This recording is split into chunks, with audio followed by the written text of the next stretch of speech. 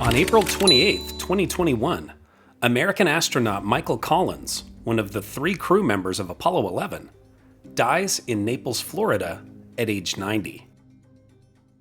But why isn't he a household name like the other 2 Apollo 11 astronauts? And what tasks did he perform to make the mission a success? Michael Collins was born on Halloween in 1930 in Rome, Italy, where his father was serving as a U.S. military attaché. He graduated from the U.S. Military Academy at West Point in 1952, and then became a U.S. Air Force pilot, flying F-86 Sabres. He was chosen as part of NASA's 3rd group of astronauts in 1963, along with fellow Apollo 11 crew member Buzz Aldrin.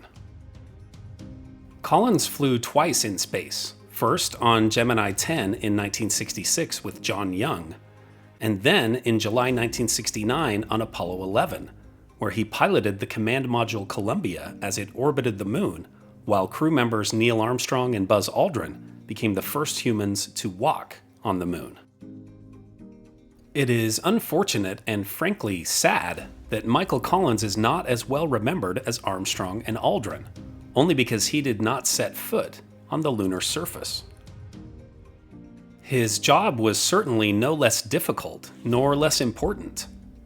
In fact, as command module pilot, Collins had to perform multiple critical maneuvers to make the mission successful.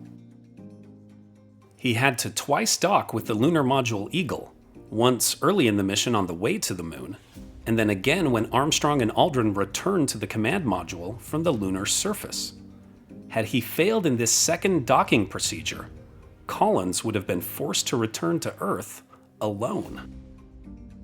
He also had to precisely slow down Apollo 11 to put it into lunar orbit, and then, after redocking with the lunar module, fire the engine and propel the spacecraft back out of lunar orbit and set it on a course back to Earth, 250,000 miles away.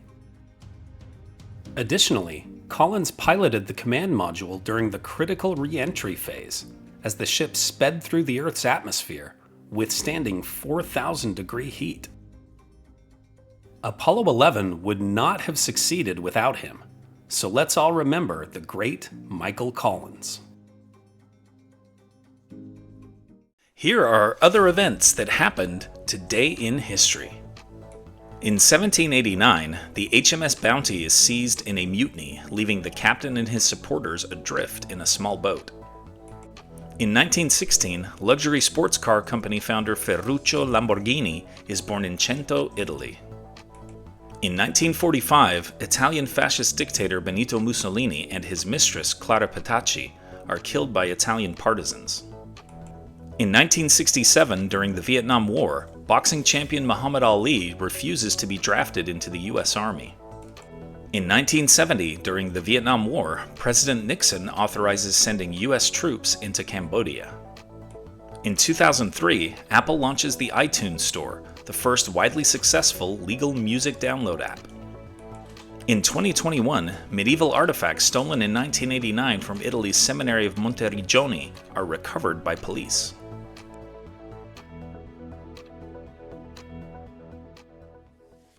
And now it's time for our Today in History quiz. The California estate of which media tycoon draws 750,000 visitors each year? Joseph Pulitzer, Rupert Murdoch, William Randolph Hearst, or Michael Bloomberg? Liked learning about Michael Collins? Then you'll love this one about what I believe to be the riskiest Apollo mission. Tap the screen to keep the story going on Today in History.